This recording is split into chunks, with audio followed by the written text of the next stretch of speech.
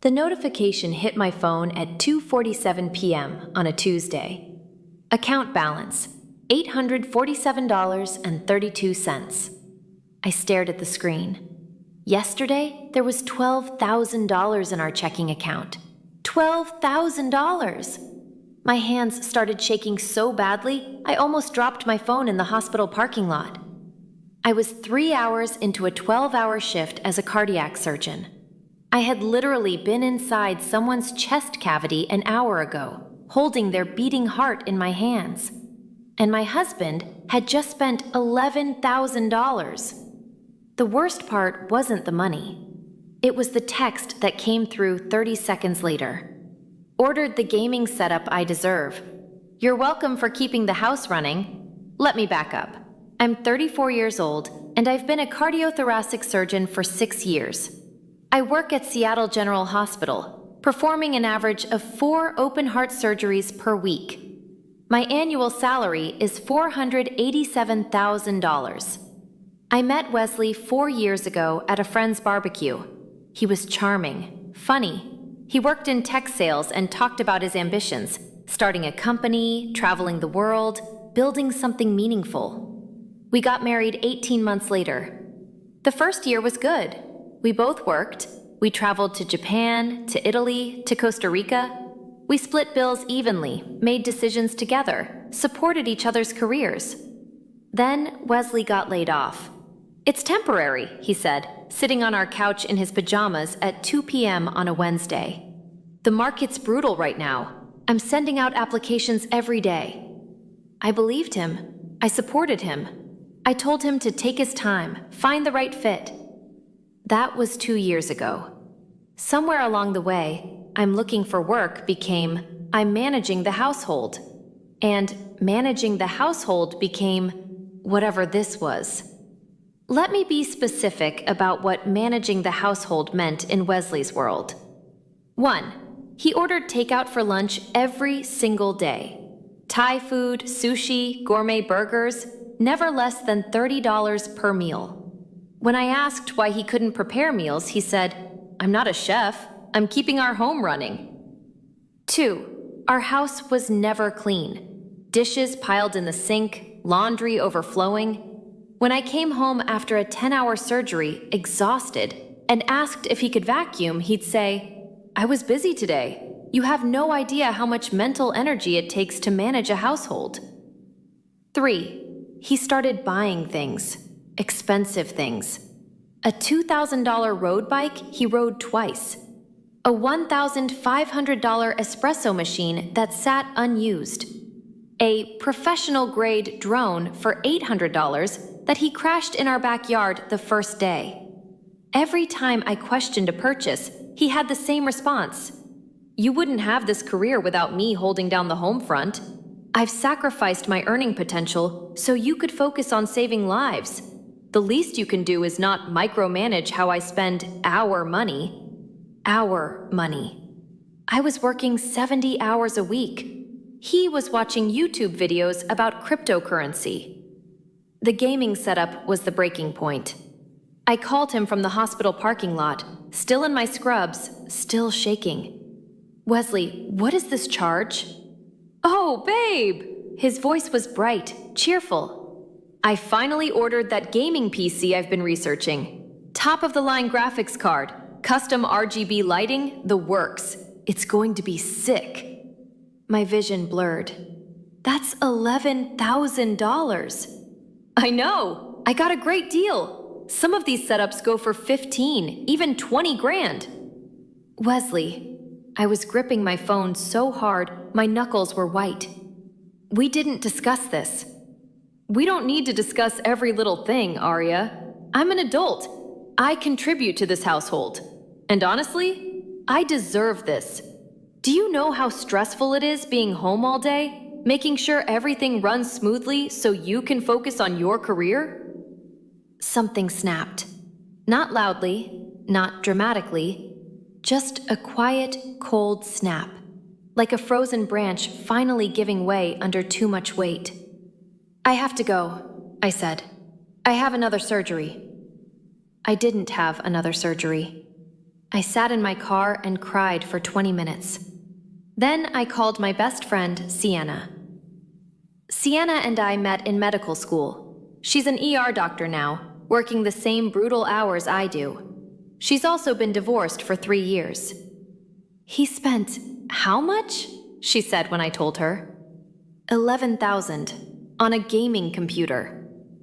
Arya, babe, I'm saying this with love. What the actual fuck are you doing? I started crying again.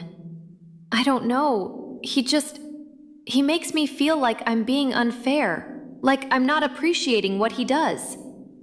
What does he do? Silence. Exactly, Sienna said. Listen to me. You need to protect yourself. Check all your accounts, document everything. And for the love of God, stop letting him gaslight you into thinking you're the problem. That night, I stayed late at the hospital and went through our finances. The picture that emerged made me physically nauseous. In the past 18 months, Wesley had spent $89,000. Gaming equipment, collectible sneakers, investment watches. A golf club membership he used twice. A crypto trading course for $3,000 that promised to unlock financial freedom. Meanwhile, I'd been picking up extra shifts to cover our mortgage, our insurance, our bills. I'd been apologizing for asking him to unload the dishwasher. I confronted him the next evening. I had printed everything out: bank statements, credit card bills, a spreadsheet I'd made at 2 a.m., itemizing every purchase. Wesley was on the couch, Xbox controller in hand, when I walked in. We need to talk, I said. He paused his game. Can it wait? I'm in the middle of a raid. No. I put the papers on the coffee table. He glanced at them, then at me. What's this? This is $89,000 in 18 months.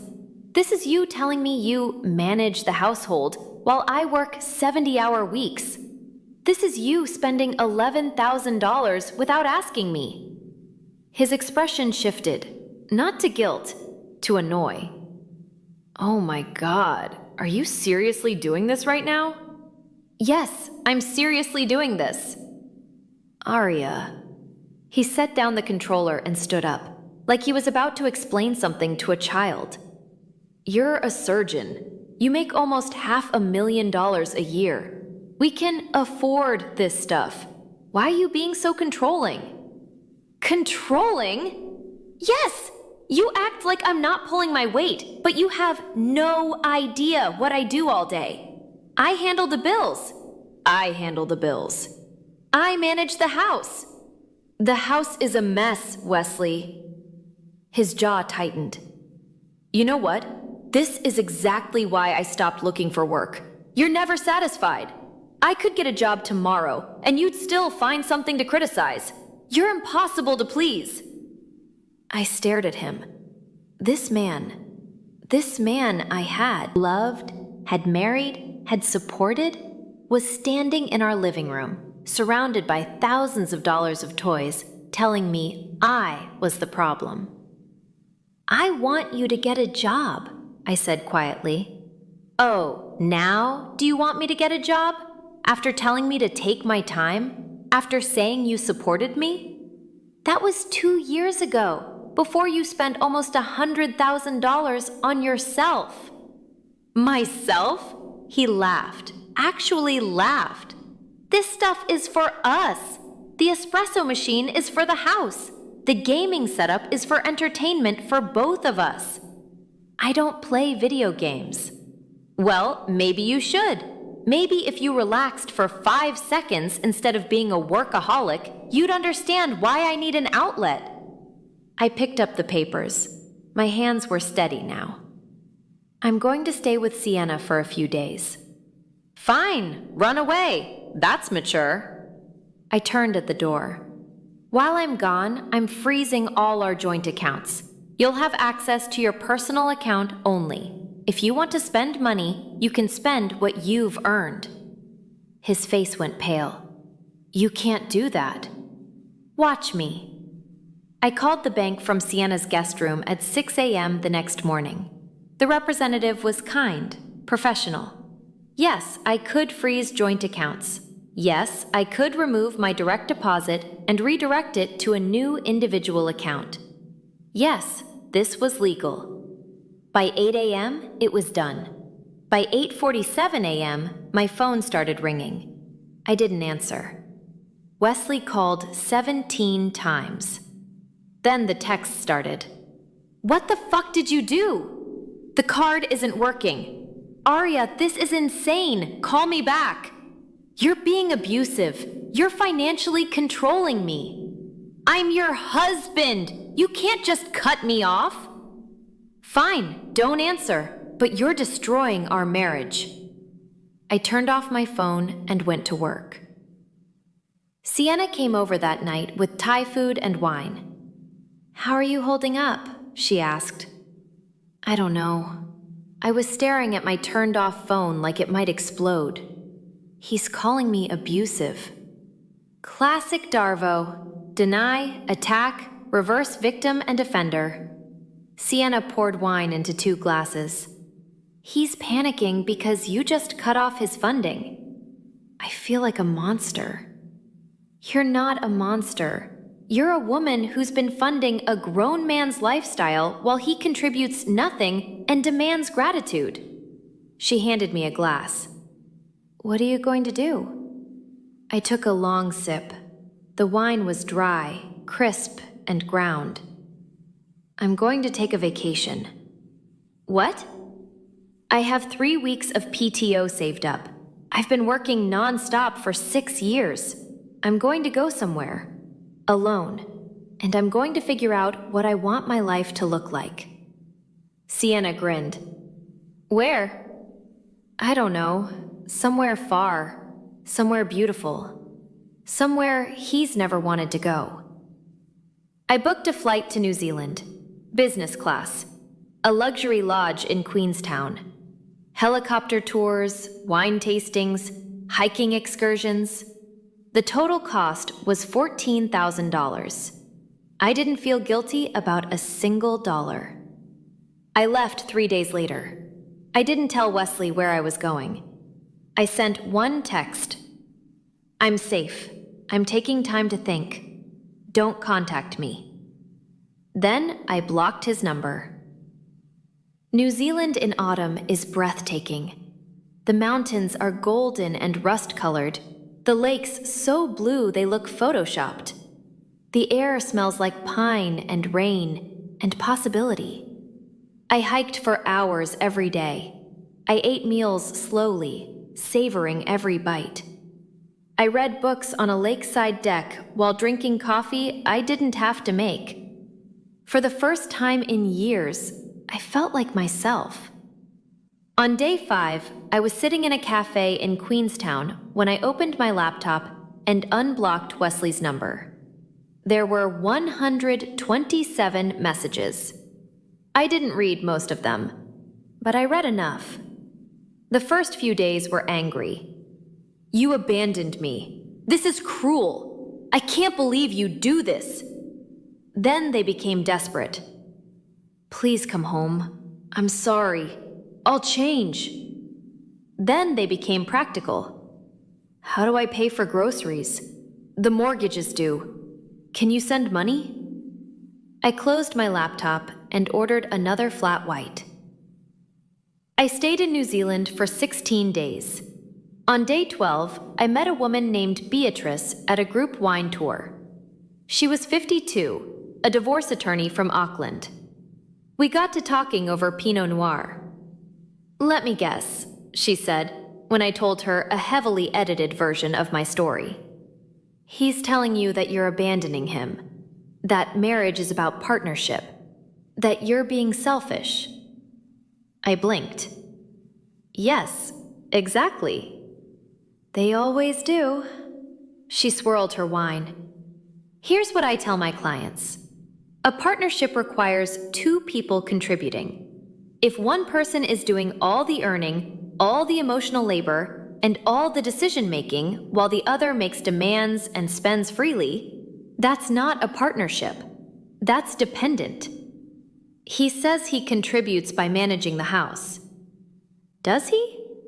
I thought about the dishes, the laundry, the takeout containers. No.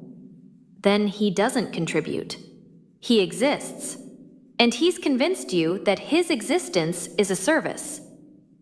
Beatrice smiled, but it wasn't unkind. You already know what you need to do. You're just looking for permission. I flew home on a Tuesday. I felt calm, clear, strong. I went straight from the airport to a lawyer's office. Her name was Gina, and she came highly recommended by Sienna. She was in her 60s, sharp-eyed, with a handshake like a vice. "Tell me everything," she said. I did.